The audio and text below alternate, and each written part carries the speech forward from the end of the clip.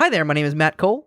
And I'm Brian Garrity. And we are the producers of the Sexperts Podcast, and we have a very special returning champion. We'll call her a legend of the Sexperts Podcast. Welcome back to the show, Kerry Kruk! Woo! Woo! Excitement. Woo! She's doing jazz hands as well. Yay. ASL applause. Yay. Zoom excitement. Welcome, Kerry. How are you? Hey, Matt. Hey, Brian. I am doing pretty good. We were just talking about the pandemic and how close we are to the edge of the bridge. Ooh. But how lucky we are that the bridge is just over just 2 feet off the ground. Yeah, it's a land bridge just right there on the ground. More of a sidewalk. I love land bridges. Yeah. Hanging in there. I hate to talk shop on the podcast. Yeah, talk it. But my gain knob is turning green every time I talk. I don't think it did that before. Yeah, no, that it does it. And if you clip, it'll turn red. Oh, okay. Don't try to clip it though. I don't want to edit that out. It's the magic of when you actually plug it in, Brian. Hey, that's Kerry's calling him out. No, everybody knows I'm the techie here, but that's okay. All right, let's get to you, Kerry. What are you up to? And when were you on the podcast last? I was last on the podcast when we could still go to each other's homes. And we went over to Brian's home. Yes. And I do remember joining up with Mindy on one. Yeah. Mm-hmm. Was that the last one? I don't remember. Maybe. But I think I had you on another podcast or something else though. That we've explored other podcast styles for sure. But the Sexperts, it's been. Yeah. Have you been on How Embarrassing yet? Yes.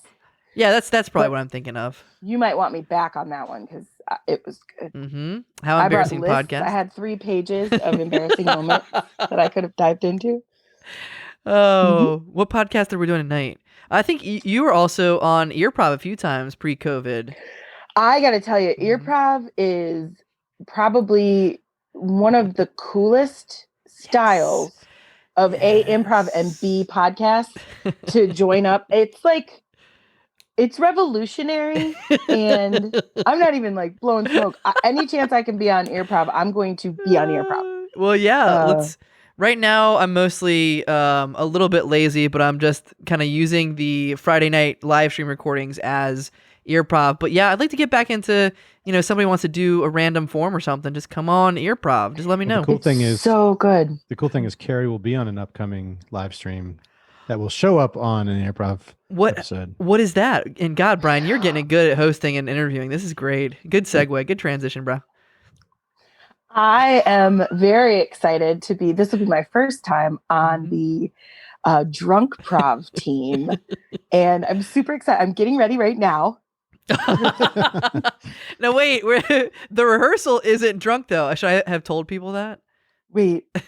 For those listening, she held up a 40-ounce bottle of St. Ides. And it's duct taped to her hands. What's on your other? It's another one. Wow. Edward it's another hands. One, but that one, I put my blow pop in the top of it so that I can have some blow pop and then drink the other 40. It's an old trick from college. Oh, yeah, you're telling me.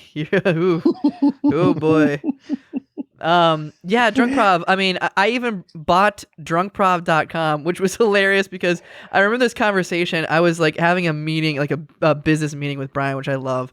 And I was like, drunkprov.com is available. Should I buy it? And he's like, sleep on it. And I was like, okay, bye. 6:30 the next morning. Yeah, 6:30 a.m. I was surprised at how reasonable of a cost it is. For $12 a year? Yeah. Yeah. Do you have to pay that maintenance every year? Yeah, and it auto pays. It just comes around. You just click it and forget it. I know. Somebody else found, I think Donald Trump WTF is, I think Nate Fender may have bought that. That's a good one. Oh, is that what that was? I could not tell what Nate was posting, but he mostly speaks in binary code anyways. I can never tell. I don't understand him. Yeah. Yeah. Well, we're excited to have you on Drunkprov. We started doing these live streams every Friday just to do something, and I don't even know whose idea it was or what. I think I was trying to come up with ideas for gimmicks.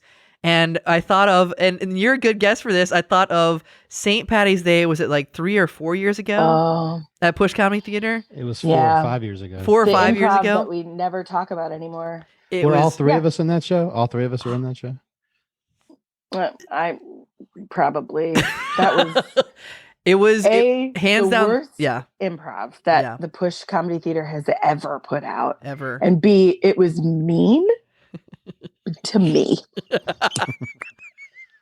I felt really bad, but you weren't the only recipient. I remember specifically, and rest in peace, Adam Payne. One of my favorite tales from that night is that I tried to start a scene. Like, I imagine I was like in the jungles, like in Vietnam, and like rowing a boat. And then Adam Payne just walks out drunkenly and is like, "Wait, you're trying to start an actual scene, man? Nah, edit this." And I was like, I was trying to do improv. He's like, "Nah, we're not doing that anymore." The best part of that one is that if you said a swear word, you had to get off of the stage and go like stand at a table and take a drink. Yeah. So I just started swearing on purpose so that I stayed at the table. There was little to no thought put into the show as far as like the rules or anything. And now I'm thinking like as far as Drunkprov, and I probably shouldn't even be putting this out there, but like honestly, if somebody gets like really drunk and like, you know, pukes himself to death or gets in a car and drives, like we're probably on the hook for that. And like that night, we didn't even think about like people walking down the steps to the staircase. They could have tripped, fell, broke something, walking up. Oh, well, you should post a disclaimer and then have everybody like verbally consent to a release of liability, but you probably would not be held liable because you're not giving them the alcohol. Oh shit! They're Well, then, making that conscious choice themselves. And so it'd be like every other improv that I've been on where I'm obviously drinking when I do it. Even more I don't know what the hell I lost the words. Even try, more though. importantly, tonight we're having rehearsal, and I would like to do a public service announcement to tell people that we want them to drink irresponsibly, but responsibly, and that like we're gonna cut them off if we're uncomfortable with their level of drunkenness. That's right. So Yeah. if you're listening to this is our legal liability statement. We'll drive right to here. their house and we'll kick them out. That's awesome. John you can Regan always Morton just will. turn them off, kick them out to the waiting room. That'll Oh, we'll them mute right. them. Yeah. Drunk people hate them being off. muted. I know for a fact. That is true. That is number one. The number one thing they hate. Number one. Well, I didn't even think about it, but we're really glad to have you on the Earprov's Drunkprov live stream. We're glad to have back on the Sexperts because you are an OG Drunkprover as well as an OG Sexperter. I think maybe like the third episode ever. Second episode. I always get that wrong.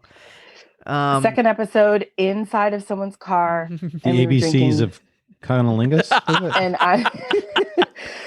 and we were drinking Bud Light Lime, and it was offered to me because it was provided. It was guest provisions. It was the green room, if you will, and it was excellent. Bye.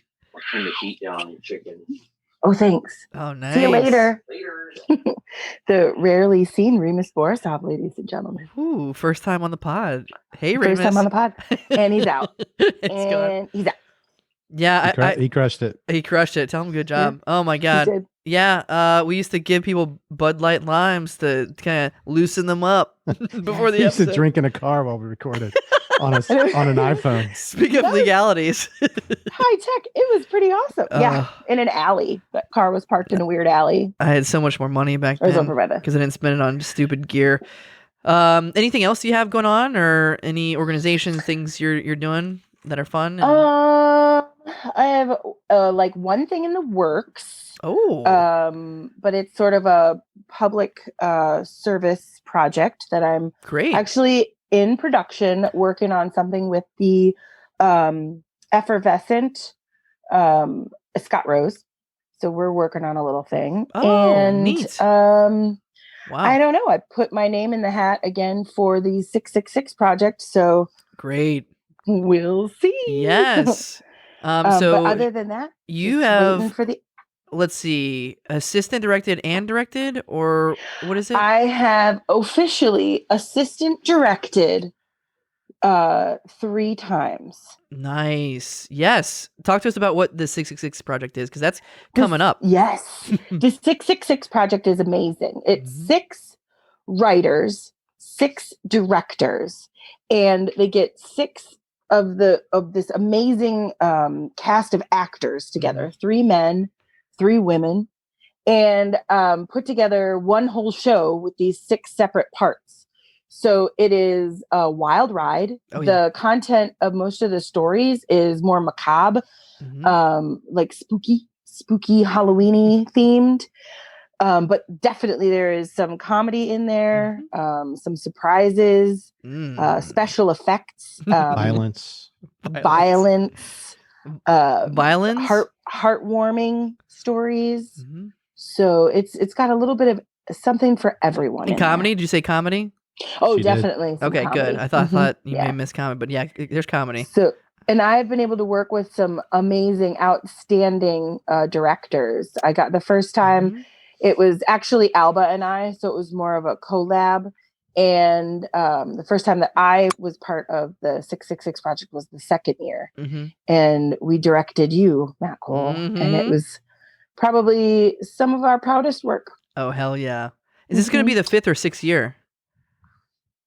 Is it the 5th year? I feel like I want to say it's got to be 6th. 5th year. But is it really the 6th year? Man. Because it'll be the 6th year of the theater.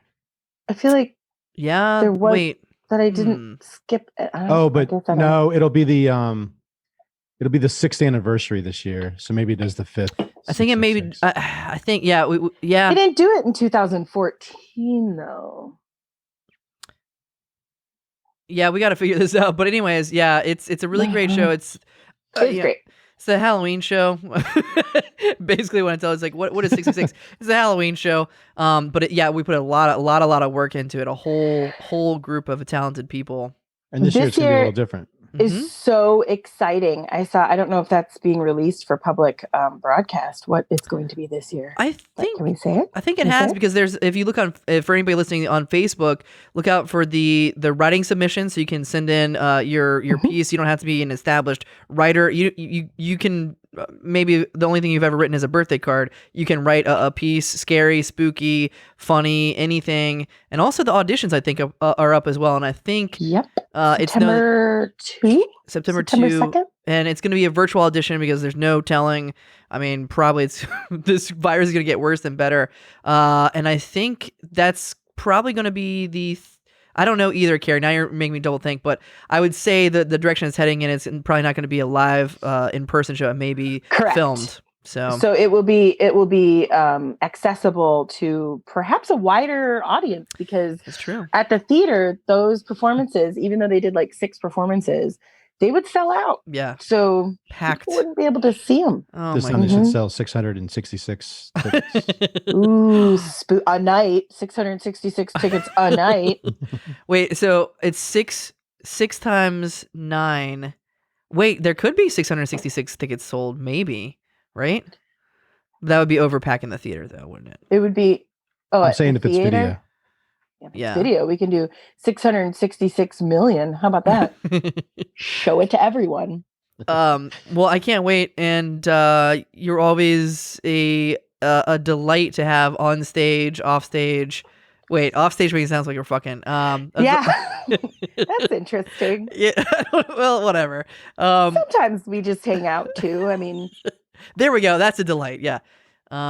So we can't wait to see you in Drunkprov this weekend, and see you in 666 in any capacity, in all capacities. Anything else going on? Oh, and your public service thing. Yes, my little project that I'm cooking up with Scott Rose, and we'll probably be able to announce more of that in the future. We're just working on some stuff, and yeah, that's what I got going on. All righty, awesome. Well, Brian, last words. You haven't said much. What do you want to say?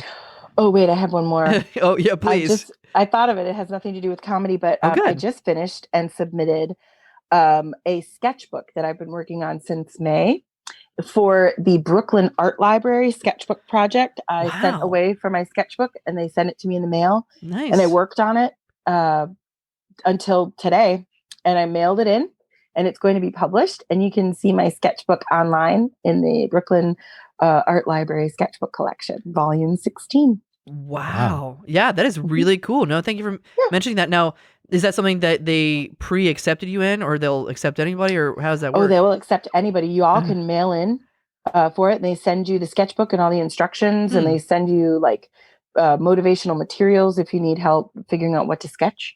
It's great. And then you just fill out the sketchbook, any which way old you want, and then you mail it in by the deadline, and then they publish it. And you can have it digitized, meaning that somebody has to sit there and take pictures of every page and put it up there for people to scroll online. So that is what I did. That is really, really cool. I have never heard of that.